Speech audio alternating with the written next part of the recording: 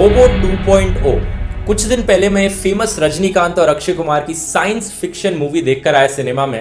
और अगर आपने भी ये मूवी देखी है दोस्तों, तो आप भी शायद वही सोच रहे होंगे जो मैं सोच रहा था इस मूवी के खत्म होने के बाद, कि क्या जो इस मूवी में दिखाया गया है वो सच है। ध्रुव राठी का यह वीडियो मूवी रोबो 2.0 के बाद आया था। रोबो 2.0 एक बहुत ही अच्छा मैसेजिंग के साथ यह मूवी बनाई गई थी। एक सोशल मैसेजिंग आप समझ लीजिए, जिसमें कि ये कहा गया कि भाई सेल टावर्स जो हैं ये बेसिकली प्रकृति के साथ खिलवाड़ है, नेचर के साथ खिलवाड़ है, और इसके वजह से बहुत सारी जो चिड़ियाँ हैं, बर्ड्स हैं, ये लोग दिमाग में कुछ तरह के प्रॉब्लम्स हो रहे हैं EMF रेडिएशंस के वजह से, इलेक्ट्रोमैग्नेटिक फील्ड के रेडिएशन की वजह से, और लोग मर रहे हैं। ठीक उसी मूवी के बाद ही ध्रुव राठी, जो कि काफ़ी सक्सेसफुल यूट्यूबर है इंडिया का, ही डिबंक्ड दिस थ्योरी सेइंग कि बहुत सारे लोग बोल रहे हैं, कुछ साइंटिस्ट बोल रहा है, कुछ साइंटिस्ट नहीं बोल रहा है, कुछ साइंटिस्ट बोल रहे हैं कि सेल टावर से कोई प्रॉब्लम नहीं है, कुछ साइंटिस्ट बोल रहे हैं कि कुछ सेल टावर से प्रॉब्लम्स हैं, ब्ला ब्ला। तो कोई कंक्लूसिव एविडेंस नहीं है। मतलब कुछ साइंटिस्ट बोल रहे हैं, वो लोग एविडेंस दे रहे हैं, तो वो एविडेंस नहीं होता है, बल्कि उसको इस तरह से कहा जाता है कि क्योंकि उसने भी बोला और इसने भी बोला, तो हम लोग इसको मान के चलेंगे कि there is no conclusive evidence. And इसी बेसिस पे ध्रुव राठी बड़ा यूट्यूबर है भाई, 8-9 मिलियन सब्सक्राइबर हैं उसके, 80-90 लाख लोग सुनने वाले हैं उसको, और 80-90 लाख यानी 1 करोड़ की जनता जब सुन रही है किसी को, तो उस तरह की धारणा, उस तरह के क्या बोलते हैं, जो विचार है वो ग्रहण कर लेती है। Mr. Secretary General, UN staff have repeatedly been told that they are the most important resource of this organisation. Since December 2015, the staff here at the Vienna International Centre have been exposed to off-the-scale electromagnetic radiation from Wi-Fi and mobile phone boosters installed on very low ceilings throughout the buildings. Current public exposure levels are at least 1 quintillion, that's 18 zeros, 1 quintillion times above natural background radiation, according to Professor Olle Johansson of the Karolinska Institute in Sweden.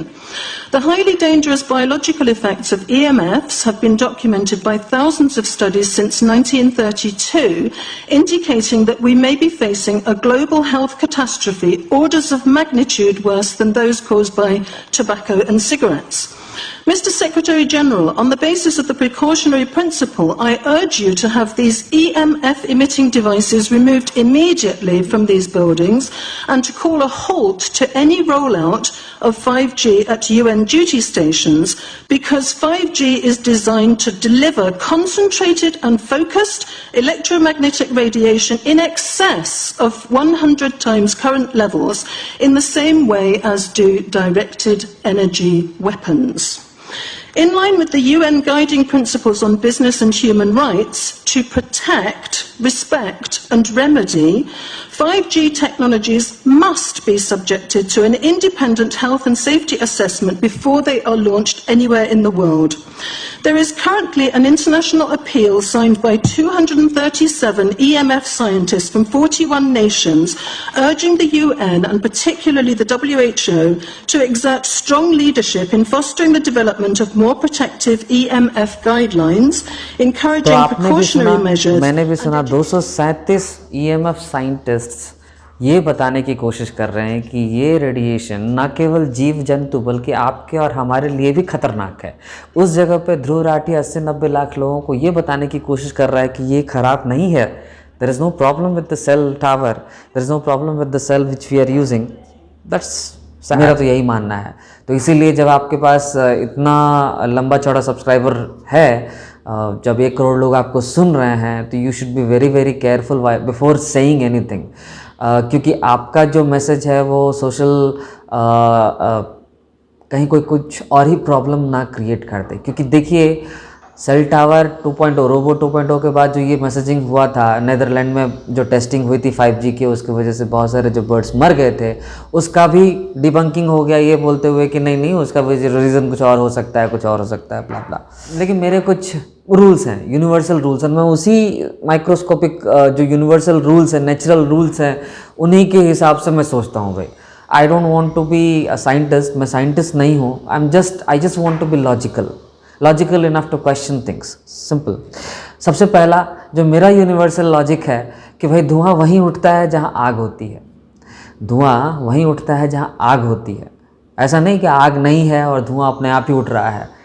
तो ऐसे लोग जो कुछ बोल रहे हैं कि भाई सेल टावर के वजह से जो EMF रेडिएशंस है, इलेक्ट्रोमैग्नेटिक रेडिएशंस हैं, उनके वजह से प्रॉब्लम्स हो रहे हैं, लोगों के बीच में प्रॉब्लम हो रहे हैं, कैंसर्स भी फैल रहे हैं। और कैंसर ही नहीं, तरह तरह की और भी बीमारियां हो रही है, अल्जाइमर, ये वो बहुत सारे तरह की बीमारियां हो रही हैं EMF रेडिएशन के वजह से। दूसरा जो मेरा यूनिवर्सल माइक्रोस्कोपिक रूल है, जिसके थ्रू मैं इस पूरे दुनिया को देखता हूँ, जब सारे सियारे एक साथ हुआ करने लगे तो समझ जाइए कि आपको कुछ बेचने की तैयारी चल रही है। सारे सियार, मेरे कहने का मतलब क्या है, यदि कोई पॉलिटिशियंस आपको कोई प्रमोट कर रहा है, कोई एकदम ये प्रमोट कर रहा है, ये थ्योरी प्रमोट कर रहा है, नैरेटिव जो है आपके सामने बार बार पेश किया जा रहा है, अगेन अनदर माइक्रोस्कोपिक व्यू है ये, समझ जाइए कि आपको कुछ बेचने की तैयारी चल रही है, जो कि आपके लिए तो कम से कम नहीं है फ़ायदेमंद, आपके लिए फ़ायदेमंद बिल्कुल भी नहीं है। तीसरा जो मेरा एक यूनिवर्सल माइक्रोस्कोपिक व्यू है कि यदि कुछ आपको फ्री में दिया जा रहा है, यदि आपको कुछ फ्री में दिया जा रहा है तो समझ लीजिए कि प्रोडक्ट का प्राइसिंग प्रोडक्ट के ऊपर नहीं बल्कि आपके ऊपर है, यानी कि आपको बेचने की तैयारी चल रही है, प्रोडक्ट को नहीं। और चौथा मेरा जो यूनिवर्सल रूल है, जो यूनिवर्सल लॉ जिसको मैं मानता हूँ नेचुरल लॉ है, कि यदि 100 लोग कुछ बोल रहे हैं और एक आदमी कुछ बोल रहा है, अगेंस्ट में बोल रहा है, तो आपको एक बार सुनने की जो ज़रूरत है, आपको सुनना चाहिए कि बोलना क्या चाह रहा है। You must listen to him. यदि 100 आदमी बोल रहे हैं कि भाई पैंडमिक नहीं है, एक आदमी बोल रहा है कि पैंडमिक है, तो आपको सुनने की ज़रूरत है। और कब किसके दिमाग में किस तरह का लॉजिक, किस तरह का यूरेका मूवमेंट आएगा जिसके वजह से वो डिस्कवरी कर लेगा जो discovery other 100 people have not done, तो आपको नहीं लगता है कि ये हम लोग उस एक विचार से वंचित रह जाएंगे जो विचार पूरी दुनिया बदल सकता था, है कि नहीं? पहली बार यदि अर्थ गोल है, पृथ्वी गोल है, किसी ने बोला होगा तो उसे भी लोग पागल ही समझे होंगे, क्योंकि लाखों करोड़ों व्यक्ति एक साइड और एक व्यक्ति एक साइड, है कि नहीं है? तो ये भी सोचने की ज़रूरत है, इस माइक्रोस्कोपिक व्यू से भी हमें देखने की ज़रूरत है कि जब कुछ लोग, बहुत ही गिने चुने कुछ ही लोग, जिनको कि खोने के लिए सब कुछ है, हाँ, यदि वो किसी चीज़ के अगेंस्ट में बात कर रहे हैं तो हम लोगों को ज़रूर अपना कान देना चाहिए उनको। तो मैं इन्हीं चारों पांचों जो भी मेरे एक यूनिवर्सल माइक्रोस्कोपिक व्यू और रूल्स हैं जिसके थ्रू मैं इस दुनिया को देखता हूँ, क्योंकि देखिए पावर जो है इंसान को करप्ट करता है, और जो भी पावरफुल लोग हैं, बिजनेसमैन लोग हैं, बिजनेसमैन का क्या एक ही गोल होता है, राइट? बिजनेस फैलाना, सिंपल, पैसा कमाना, दैट्स, उनको आपके और हमारे जीवन से कुछ भी लेना देना नहीं है। तो देखिए ध्रुव राठी का क्या कहना है इन सब चीज़ों के बारे में, सुनिए। रेडिएशन निकल रही है, तो क्या है ये रेडिएशन? एक्चुअली ये रेडिएशन है दोस्तों, रेडियो फ्रीक्वेंसी। जो ध्रुव राठी का ये जो वीडियो है, आप इसको पूरा सुनेंगे तो आपको समझ में आएगा कि बंदा पहले तो आपको ये समझाने की कोशिश कर रहा है कि रेडियो फ्रिक्वेंसी वेव क्या है। Radio frequency wave is nothing but जो इलेक्ट्रोमैग्नेटिक फील्ड और रेडिएशंस हैं, फ्रिक्वेंसी हैं, उन्हीं को ये रेडियो फ्रिक्वेंसी वेव्स भी बोलते हैं, ठीक है। और ये इसके आपको नॉन आयनाइजिंग इसके टाइप्स भी बता रहा है आपको, non ionising, ionising radio frequency waves के बारे में भी बात कर रहा है बंदा। तो what is non ionising and what is ionising radiation? तो नॉन आयनाइजिंग रेडिएशन जिसका कि वेवलेंथ बहुत लंबा होता है, किलोमीटर्स में जाता है जिसका वेवलेंथ, है ना। और जो आयनाइजिंग है, इनका जो वेवलेंथ है वो बहुत ही छोटा होता है, इतना छोटा होते चला जाता है कि मतलब समझ लीजिए कि इसका जो तरंगों का जो फ्रिक्वेंसी है विद इन एक stipulated time is so high that it can even damage your cell of your body, और जो बेसिकली मॉलिक्यूल लेवल पे ये छेद कर सकता है, इतना हाई फ्रिक्वेंसी रहता है बेसिकली, उसी को ये लोग आयनाइजिंग फ्रिक्वेंसी बोलते हैं, ठीक है। इतना समझ लेने के बाद आप ये समझ जाओ कि जब नॉन आयनाइजिंग, जो हमारे जो पुराने टावर्स, सेल टावर्स हुआ करते थे, वो नॉन आयनाइजिंग सेल टावर्स है। क्यों? क्योंकि उनकी तरंगे जो है, उनका जो तरंगों का जो वेवलेंथ होता है वो किलोमीटर्स में जाता था, है ना, क्योंकि उनको दूर दूर तक पहुंचाना होता था ना, इसीलिए।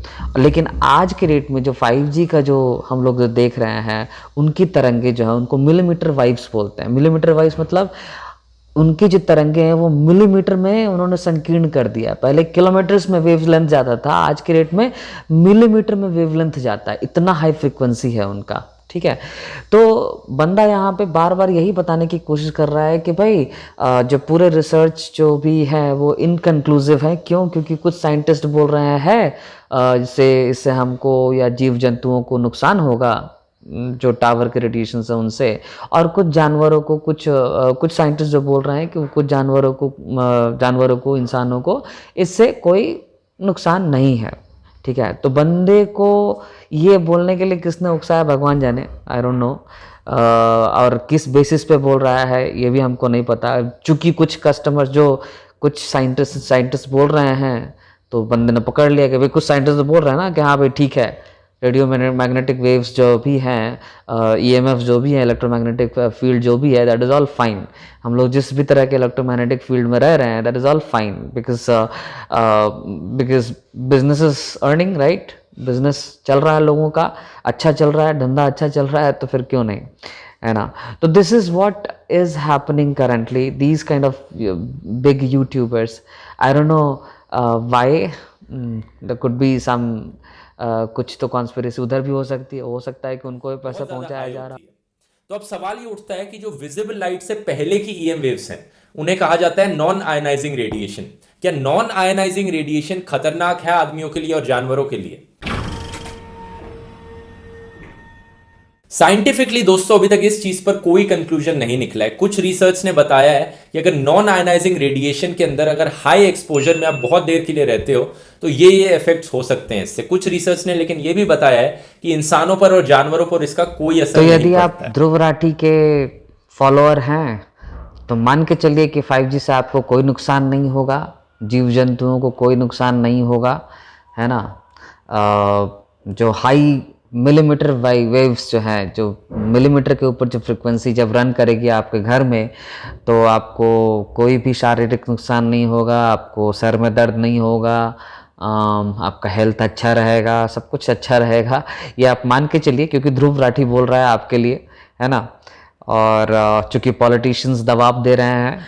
खैर चलिए सुनते हैं डेवरा डेविस को। बहुत ही जानी मानी साइंटिस्ट हैं, इलेक्ट्रोमैग्नेटिक रेडिएशंस के ऊपर काफ़ी सारी पत्रिकाओं के ऊपर इनके लेख आते हैं, इनके आर्टिकल्स हैं, इनके रिसर्च पेपर्स हैं, मोर देन 200 पब्लिकेशंस हैं, पब्लिकेशन रिसर्च पेपर्स हैं केवल और केवल EMF के ऊपर।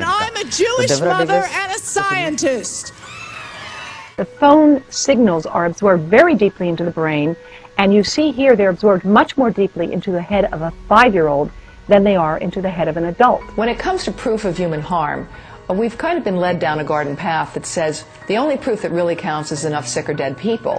And I think that approach has got to change. 9 out of every 10 women who get breast cancer were born with healthy genes and something happened to them in the course of their lifetime to give them the disease. We think that some part of the breast cancer that's occurring today may be due to environmental factors. I am concerned because the world has changed very rapidly, and we have a right to know what that change may mean for our health and that of our grandchildren. Thank you very much. The weaker signal from today's modern phones can actually be more damaging than the signals from the earlier phones because the pulse digital signal disrupts the membranes, weakens the blood-brain barrier, and that's why it can damage DNA. A number of studies have been done showing effects on animals, whether on migrating birds, whether on honeybee functioning, whether on trees. ऐसा नहीं है कि ये पहली महिला है, पहली scientist जो ये बात कह रही है। ऐसा भी नहीं है कि ये EMF रेडिएशंस के ऊपर और इसके जो इफेक्ट्स हैं, जो इंसानी सभ्यता के ऊपर, जो हेल्थ के ऊपर जो इफेक्ट्स है, ये पहली बार किसी ने चर्चा की है, ये पहली बार कोई बोल रहा है। आपको मैं आगे आने वाले समय में, इसी वीडियो में आगे आने वाले समय में मैं आपको कई ऐसे साइंटिस्ट्स मैं दिखाऊंगा, मैं बताऊंगा आपको, जिन्होंने अपफ्रंट आकर सरकार से गुहार लगाई है। सरकार से ही नहीं, यूनाइटेड नेशन से, WHO से, हर एक बड़े संस्थान से गुहार लगाई कि भाई आप 5G रोल आउट जो कर रहे हो पूरे वर्ल्ड वाइड, इसका क्या हेल्थ इम्पैक्ट हो सकता है, इसका आपको ज़रा सा भी अंदाज़ा नहीं है। तो it's better to stop and do some more testing, do some more validations कि जो भी ये 5G रोल आउट होगा, इस रोल आउट के बाद क्या हेल्थ समस्याएं पैदा हो सकती है, किस तरह के नई नई बीमारियों का सामना करना पड़ सकता है पूरी मानव सभ्यता को। तो इसके लिए ज़रूरी है कि हम लोग एक कदम रोक कर एक बार फिर से एक बार सोच लें, समझ लें और एक बार फिर से इसके पूरी तरह से टेस्टिंग कर लें before we roll out. 5G fifth generation technology promises faster download speeds and conveniences that most of us have never dreamed of, but will also be blanketed with a new type of radiation called millimeter waves. Health experts are warning about the rising risks with a 5G rollout. It's not been made clear to the public that 5G won't just be another number and letter on your cell phone.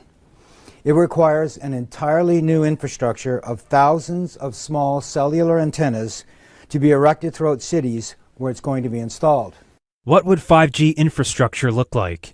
Small cell antennas could be placed as close as every third hydro pole. Scientists from 42 countries are now warning their governments about the emerging health problems associated with wireless radiation. And Canadian doctors and scientists have added their voices. The most prevalent symptoms include headache, fatigue, decreased ability to concentrate, tinnitus, irritability, and insomnia. Impacts on the heart and the nervous system are also of great concern. Dr. Rena Bray has been working at the Provincial Environmental Health Clinic for 15 years and seen the number of people suffering adverse effects from electromagnetic exposure rising. We are concerned that the upcoming introduction of 5G will significantly increase the proximity and extent of exposure to microwave radiation in Ontarians. We predict that the number of people who develop the symptoms I just mentioned will rise in the places where 5G is first installed. Dr. Magda Havas is internationally recognized for her research on the biological effects of electromagnetic pollution. She said that at high intensities, these waves cause intense heat and pain because sweat glands on the surface of our skin act like mini antennas. At lower frequencies, scientists are predicting damage to eyes, loss of insect populations which are already declining, antibiotic resistance in bacteria, and physiological effects on the nervous system and on the immune system. Radiation from radio frequencies is classed in the same category of carcinogens as lead. One advisor to the World Health Organization said there's enough evidence that if they were to re-evaluate radio frequency radiation, it would be placed in class 1, i.e. a human carcinogen, and governments could not possibly ignore that. Some say the scientific debate about the health effects of microwave radiation is over, but the question remains, can we afford to take तो क्या this कोई risk? हमारे Indian government से, मोदी जी से ये पूछने की जरूरत करेगा कि भाई इतना हड़बड़ी किस बात का है आपको 5G रोल आउट करने का? कौन सा बिजनेस लूटा जा रहा है यहाँ पर? कौन सा लोगों को 5G की वजह से बहुत ज़्यादा सारी दिक्कतें आ रही है? ऐसा तो कुछ नहीं है। और जब पूरे संसार भर से साइंटिस्ट इकट्ठा होकर आपको बता रहे हैं, कोशिश कर रहे हैं कि भाई 5G के कुछ भी प्रॉब्लम्स हो सकते हैं, बहुत सारे हेल्थ रिस्क हो सकते हैं, फिर इनका एक जो भारतीय धरोहर बचा कर रखने का जो इनकी सोच है वो लुप्त हुई दिखी जाती है। इसलिए मेरी गुजारिश सभी लोगों से होगी कि भाई अपनी सेफ्टी अपने हाथ। तो 5G का यूज़ जितना कम कर सके उतना अच्छा। लोग आएंगे, बहुत सारी पत्रिकाएं आएंगी आपको ये कहने के लिए कि 5G का कोई हेल्थ रिस्क नहीं है, सब कुछ अच्छा है, इसमें कुछ भी दिक्कत नहीं है। बस आप समझ जाओ कि वो लेख लिखने के लिए उस वीडियो में उस यूट्यूबर को वीडियो बनाने के लिए किसने पैसे दिए। हो सकता है आप ये पूछ सकते हो कि मुझे किसने पैसे दिए ये वीडियो बनाने के लिए, लेकिन यकीन मानिए किसी ने नहीं दिए। खैर, इसी के साथ में यह वीडियो यहीं समाप्त करता हूँ। सुनने के लिए धन्यवाद। फिर मिलते हैं अपने अगले वीडियो में, तब तक के लिए नमस्कार। और हाँ, इस वीडियो को ज़्यादा से ज़्यादा शेयर ज़रूर कीजिए, क्योंकि लोगों का यह हक है जानना क्या चल रहा है दुनिया में भाई। चलिए फिर मिलते हैं, बाय बाय।